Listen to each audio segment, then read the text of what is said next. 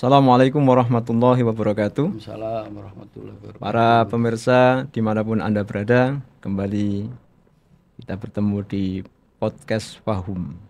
Dan kali ini kita akan mengulas tentang Dirosa Syi'riyah. Sebelumnya saya perkenalkan, saya Abdurrahman, dan Alhamdulillah hari ini telah hadir bersama kita narasumber kita, yaitu Bapak Haji Ahmad Syaihu MA.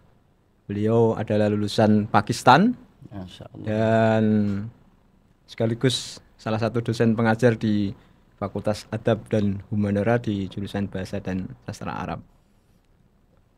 Bagaimana kabarnya Pak Syaihu? Alhamdulillah sehat Pak Rahman. Sehat ya? Alhamdulillah. Mana Pak Rahman?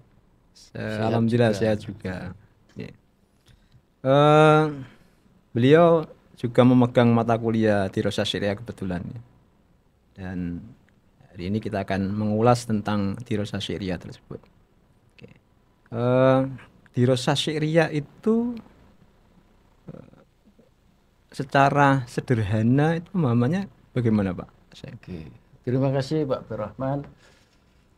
Kebetulan saya mengampu mata kuliah Dirosa Syi'riyah. Sederhananya Dirosa Syi'riyah itu adalah studi tentang puisi, tapi puisi di sini khusus puisi Arab. Maka Dirosa Syi'riyah. Kalau diterjemah ke Indonesia, studi puisi Arab, memang Arabnya adalah dari kata syi'run, maka menjadi Dirosa Syi'riyah. Nah, mata kuliah ini Dirosa Syi'riyah ini disampaikan, diberikan kepada mahasiswa semester 3 ini. Seperti itu. Oh, gitu. Itu semua jenis syair ya. Oke. Bicara tentang Dirosa Syi'riyah, kita tidak bisa melepas yang namanya sastra. Sastra secara umum teksnya itu kan ada dua. Ada teks yang namanya syair atau di Indonesianya namanya puisi atau syair, ada teks yang namanya nasr atau prosa. Tetapi pada semester ini, jadi anak-anak masih semester 3 diberi matkul yang namanya Dirosa Syi'riyah, artinya kajian khusus tentang puisi. Baik puisi di masa jahili, kemudian masa pra-Islam, masa Umawi, kemudian masa Abbasi, kemudian masa Andalusi, masa Turki Utsmani, terakhir adalah masa modern atau masa al-asru al-mu'asir, pada masa mu'asir. Kira-kira itu, jadi semua periode dari jahili sampai modern. Tetapi dari masa jahili sampai modern itu tidak dikaji semua penyair, tapi hanya nanti jahili diambil berapa, kemudian pra-Islam berapa, sebagai sampel gitu ya. Sebagai sampel ya, tidak semuanya. Oke. Kalau yang jahili itu biasanya yang dimunculkan itu penyair siapa? Oke. Kalau bicara penyair jahili atau pra-Islam, di jahili itu ada istilah mu'allaqat. Mu'allaqat itu apa? Mu'allaqat adalah karya puisi yang terbaik dari penyair-penyair jahili, kemudian hasil karyanya digantung di Ka'bah. Nah, mereka tokohnya banyak. Ada Umrul Qais, ada Labid, ada Zuhair, ada Haris bin Khiliza, ada Antarom. Ada 7, ada mengatakan 9. Tetapi untuk semester ini sebagai contoh dari penyair di masa jahili saya ambil 2, yaitu tokoh Zuhair bin Abi Sulma, seorang penyair di masa jahili. Tetapi penyair ini luar biasa karena banyak ditemukan di puisi-puisinya itu bicara tentang hikmah, bicara tentang ketuhanan, bicara tentang hari esok, bicara tentang bagaimana berbuat baik. Ada sebuah puisinya yang masyhur, punyaan Zuhair Abi Sulma tentang hikmah, lisanul fata nisfun wa nisfu fuadi falam yabqa illa surati lahmi wa dami. Bahasa Indonesia artinya seseorang atau manusia itu harga dirinya itu hanya pada 2 hal, yaitu harga dirinya pada lisannya sama pada hatinya. Di orang itu tidak ada nilai kalau lisannya tidak baik, hatinya tidak baik. Jadi harga seseorang itu dilihat dari dua itu. Tetapi di era modern itu kan orang memandangkan tidak dari lisan, tidak hati. Orang materialistis biasanya mandangnya harus sisi materi. Itu salah satunya. Kemudian ada ungkapan lain dari Zuhair bin Abi Sulma, tokoh jahiliyah, waman yaj'alil ma'rufa fi ghairi ahlihi yakun hamdu zaman alai wa yantami. Seseorang ketika berbuat kebaikan tetapi perbuatan baik itu tidak pada tempatnya, maka dia akan menyesal. Salah satu contoh seperti ini. Bagaimana berbuat baik tapi bukan pada tempatnya? Ada seseorang ingin membantu orang, ternyata yang dibantu adalah bandar narkoba. Tujuannya baik membantu, tapi salah tempat. Maka dia akan menyesal karena seperti itu. Itu orang-orang jahili sudah bicara seperti itu. Makanya ungkapan penyair Zuhair bin Abi Sulma itu dikenal dengan hikmahnya, dikenal dengan kata mutiaranya seperti itu. Menarik ini. Ya. Kalau tidak salah itu yang klasik itu kan juga ada Ghazal ya. Ghazal, oke. Itu juga tidak dibahas kan, menarik kalau Ghazal dibahas itu. Iya. Karena ketika bicara tema-tema puisi itu kan macam-macam Pak Rahman. Ada tema Ghazal atau tentang puisi cinta. Puisi cinta ada yang puisi cinta yang bentuknya sorih, ada yang bentuknya afif. Kalau sorih itu cinta tapi kata-katanya penuh vulgar, banyak menyebut bahasa tubuh lawan jenisnya. Tapi kalau Ghazal afif itu bahasa cinta tapi tidak ada unsur-unsur bahasa tubuhnya. Selain Ghazal ada wasfu, deskripsi. Itu bagian dari tema syair jahili. Deskripsi apa? Deskripsi tentang alam semesta, deskripsi tentang gunung, deskripsi tentang binatang, macam-macam. Salah satunya lagi adalah tadi hikmah yang saya bacakan puisinya dari Zuhair itu. Kalau yang periode tadi kan ada periode klasik ya, periode klasik. Kalau yang modern itu? Modern, oke. Sebelum kita ke modern, ada setelah jahili namanya periode Islam. Periode Islam. Periode Islam itu dibagi dua mestinya. Ada Sodrul Islam, yaitu awal Islam itu. Sodrul Islam itu pada masa Nabi Muhammad SAW dan sama sahabat empatnya itu, Abu Bakar, Umar, Utsman, Ali radhiyallahu anhum. Itu periode Sodrul Islam. Lah, sebagai contoh nanti analisis dirasa Syriah dari periode Sodrul Islam itu saya ambil dua tokoh, yaitu penyair namanya Hasan bin Sabit. Beliau sebagai sahabat Nabi, beliau punya puisi indah tentang memuji Nabi atau sekarang dikenal dengan istilah Al-Madhun Nabawi. Kalau bahasa modernnya dikenal dengan sastra profetik seperti itu. Lah, Hasan pernah mengubah puisi diperuntukkan untuk Nabi, bunyinya seperti ini.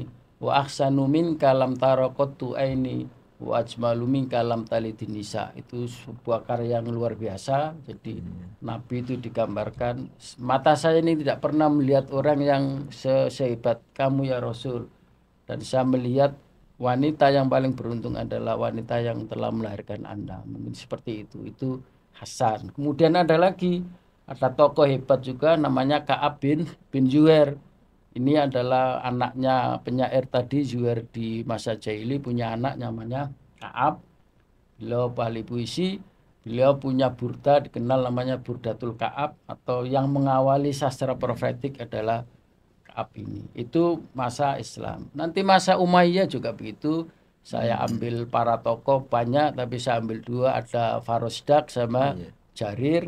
Kemudian masa Abbasi, penyairnya juga banyak, ada Mutanabi, ada Abu Tamam, ada Abu Nawas, kemudian ada Abul Atahiyah, terkenal dengan puisi zuhudnya seperti itu. Tapi saya ambil satu dari mereka-mereka.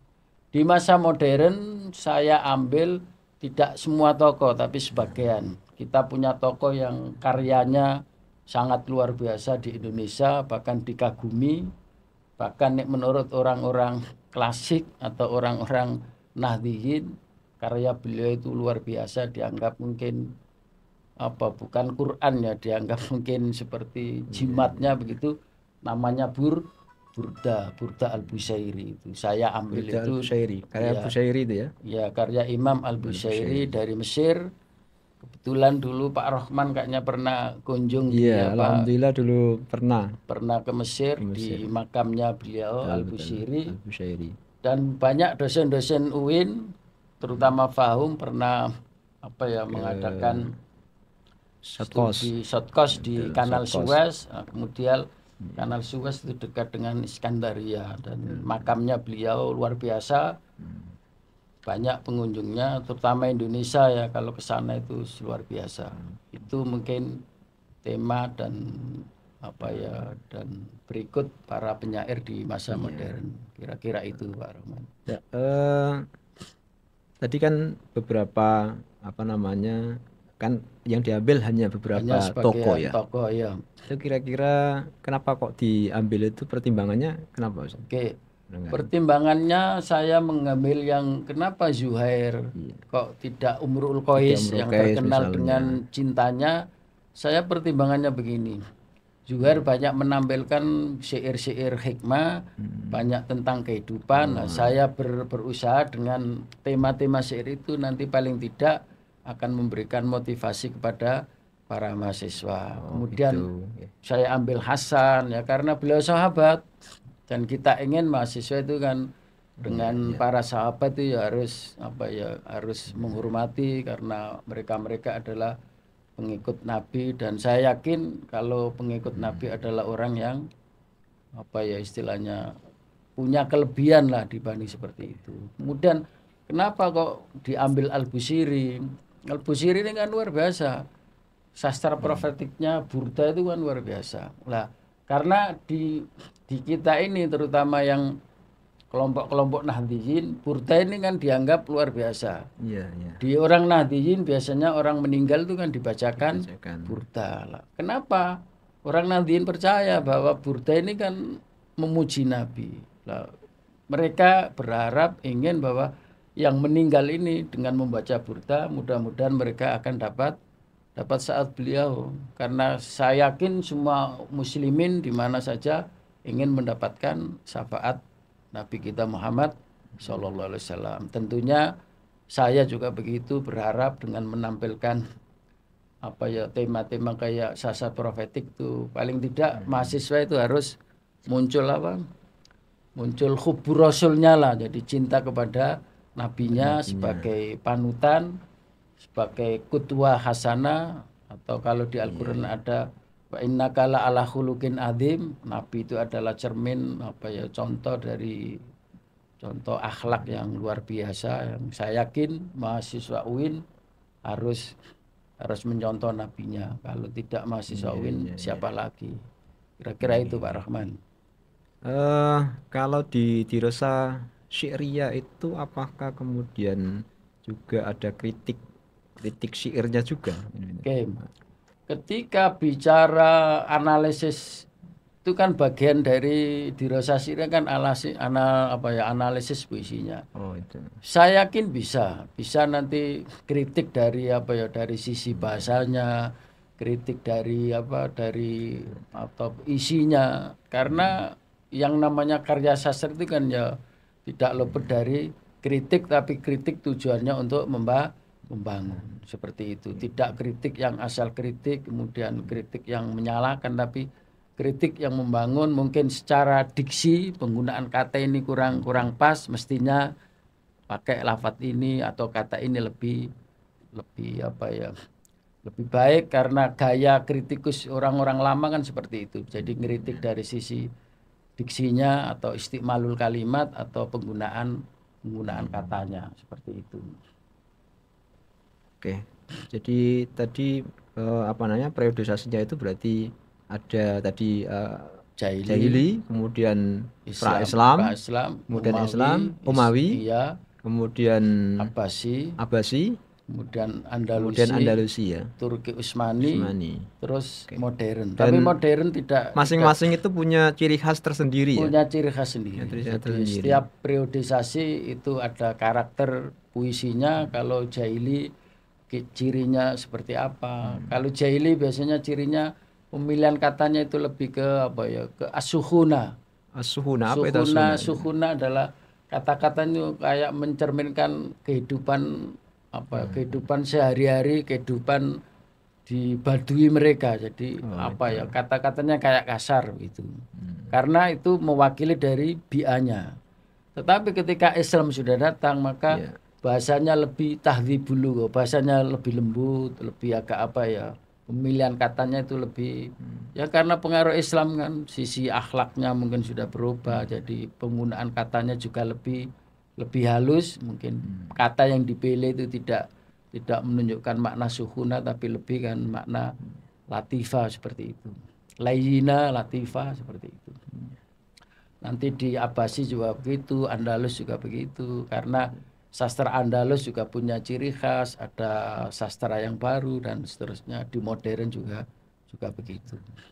Tapi mungkin untuk mahasiswa analisisnya mungkin tidak sampai apa ya, karena ini tingkatannya masih S1, jadi tidak harus terlalu mendalam, tetapi yang paling penting adalah bagaimana mahasiswa itu bisa memahami apa sih sebenarnya dirasa Syria itu secara singkat. Nanti kalau ingin apa ya, penjelasannya secara detail, secara lengkap ya, nanti ada di program mungkin S2 kan ada jurusan bahasa dan sastra Arab, mungkin nanti akan dikembangkan seperti itu. Kalau mau duetnya tadi, anu ya, apa namanya? Tema-temanya Temanya begini, tadi? tema-temanya karena ini kebetulan karena di apa ya, karena hubungannya dengan mata kuliah, hubungannya dengan kegiatan kelas, maka saya kelompokkan menjadi 13. Apa saja, Ustaz? Yang pertama itu bicara tentang definisi kata adab itu apa, kemudian teks sastra itu apa, nasul adab itu apa, kemudian usulul adab Arabi itu seperti apa gitu. Kemudian yang kedua kita jelaskan di situ aghradu syi'ril Arabi. Apa sih tema-tema syair Arab itu tadi disebutkan oleh Ustaz Ghazal itu tadi Rahman, ya. ada Ghazal, ada Mathh, ada Wasfu, ada Hija, ada Rosa, ada Hikmah, macam-macam. Itu di jahili, tapi nanti berkembangnya di masa Umawi ada syair siasi, syair tentang politik, karena di Umawi itu kan pergolakan politik antara Syiah, antara Abbasi kan sangat apa ya, sangat rentan, maka muncul tema syair baru namanya syair politik. Nanti di Abbasi juga begitu, ada tema baru.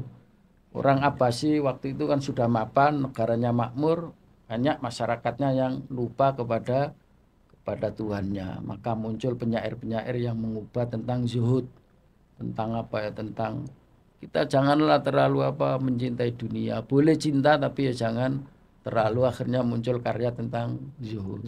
Tokoh yang paling masyhur di era Abbasi namanya Abul Atahiyah. Dan nanti di modern juga seperti itu, banyak tema-tema. Kalau di modern ada Asyauq ilal Waton, seperti karya ada Khalil Gibran, ada Khalil Matron, penyair-penyair yang hijrah dari Arab itu banyak puisinya yang bicara tentang haninun ilal waton atau syauq ilal waton, seperti itu. Jadi rindu kepada tanah air. Karena penyairnya kan mereka hijrah dari tempat aslinya. Hijrahnya karena perang atau karena faktor politik atau faktor ekonomi, itu mungkin yang melatar belakangi seperti itu. Di 13 dah, 13 apa 13 tema ya. Itu bagian dari dua tadi, bagian dari 13 tema itu. 13 tema. Di 13 pertemuan ya, insya Allah dibekali itu, insya Allah dari 13 itu sudah mewakili dari semuanya. Nanti mahasiswa tinggal mengembangkan dari yang sudah ada, itu bisa dikembangkan sendiri. Apalagi di era modern banyak cara untuk memahami sebuah karya penyair-penyair lama seperti itu. Menarik ini ya. Mungkin apa namanya, tadi kan sebenarnya sudah dimunculkan contoh syair ya. Syair ya. Nah, barangkali ada contoh syair lagi ya Pak Syaihu yang ada contoh syair lagi tentang Ghazal.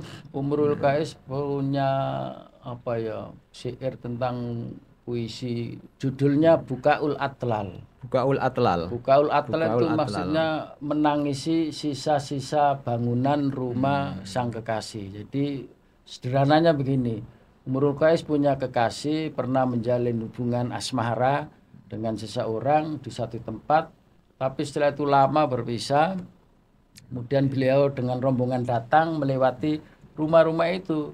Ternyata rumah-rumah itu sudah tidak ada penghuninya, kekasihnya yang lama tidak ada. Akhirnya beliau membuat karya puisi namanya Bukal Atlal, diawali dengan pembukaan Kifa nabki min dzikra habibin wa manzilin bisikti wa baina takhuli fa khamali walailin qaumujil bahri arkhasudulahu alayya bi anwa'il humumi lidabtali fakultu lahu lamma tamatta bisulbi wa artafa ajajan wa na'abi kalkali ala ayyulailu tawil alan jali bisubhin wa mal isbahu minka bi asali ila akhir. Ya, itu ghazalnya Imrul Qais yang terkenal.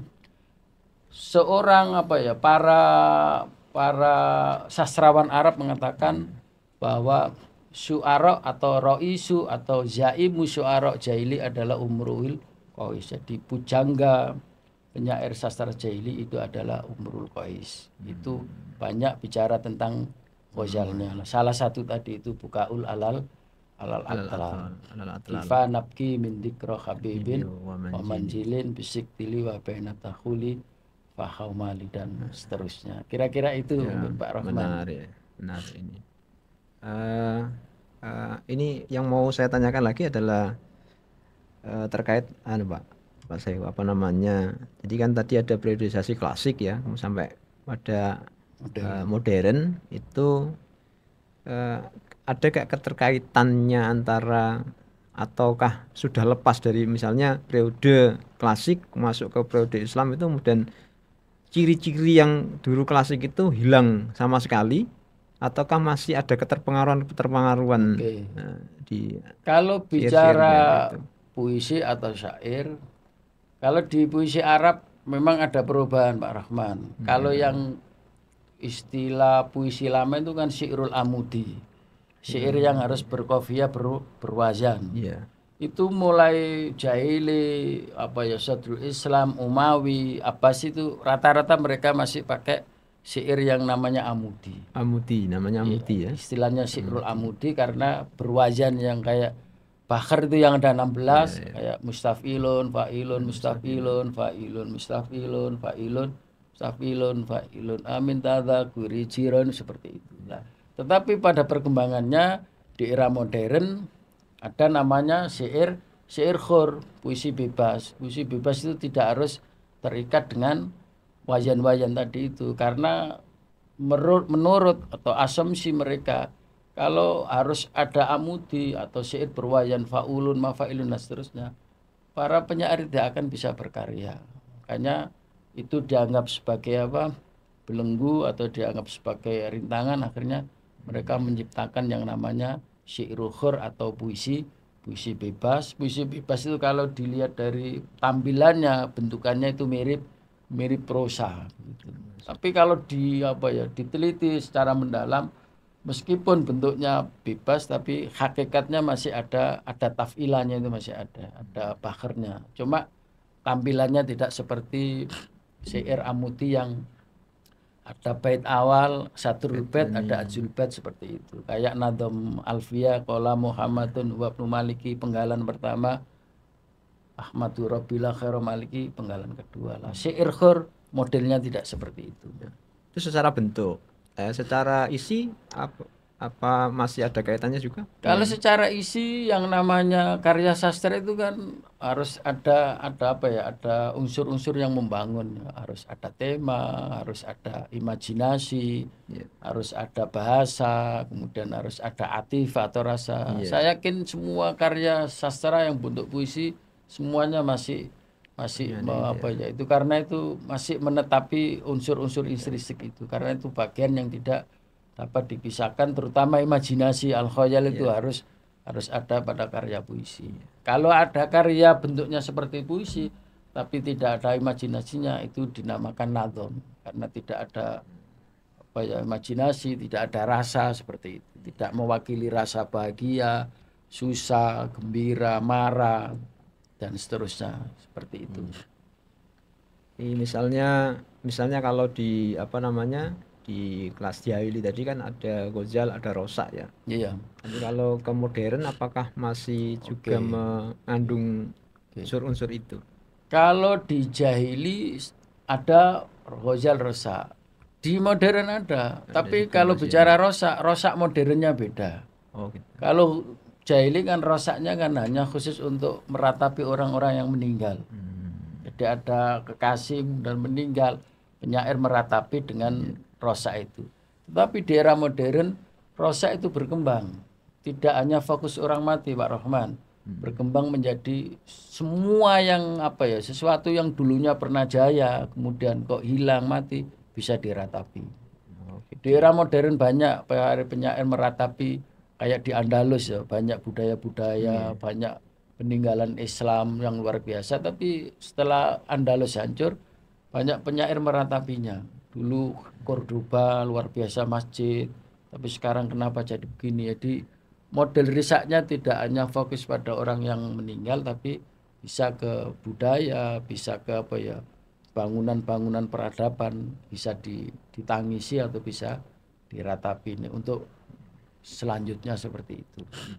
Ini menarik sekali nih pemirsa. Jadi ternyata apa namanya di Rosa Syria itu eh, tidak hanya bicara tentang periodisasi, juga maudu'at mudanya juga menarik ya. Jadi di Rosa Syria juga ada kalam-kalam hikmahnya juga yang Betul, bisa dijadikan patokan patokan untuk untuk melangkah dalam menghadapi hidup ini juga ternyata. apalagi istilahnya sekarang ada generasi apa Z ya. Generasi Z. Itu perlu apa ya, Iya, bimbingan dari untaian hikmah-hikmah dari para penyair. para penyair itu ya. Ternyata khazanah Islam itu luar biasa Pak Rahman ya.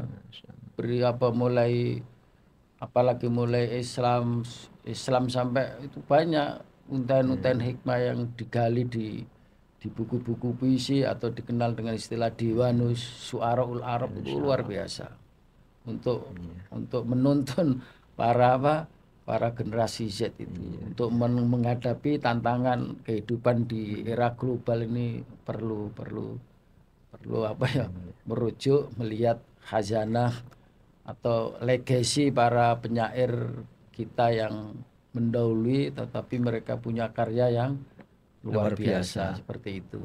Oke. Terima kasih Pak Saiku. Sama-sama.